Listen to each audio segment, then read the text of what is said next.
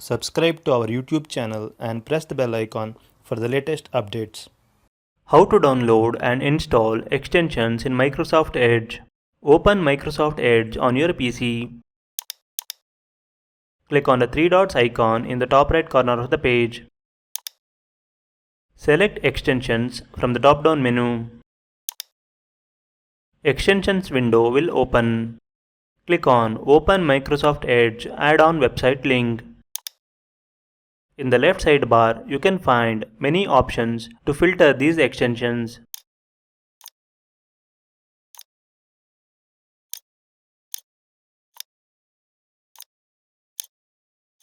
You can also find specific extensions using the search bar.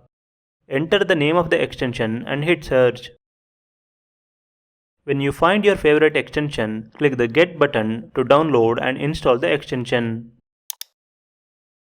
Click Add Extension to confirm. As you can see, the extension has been installed.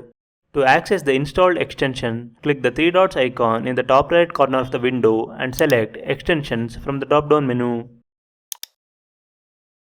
All the recently installed extensions will be shown here. This is how you can download and install extensions in Microsoft Edge. Thank you for watching.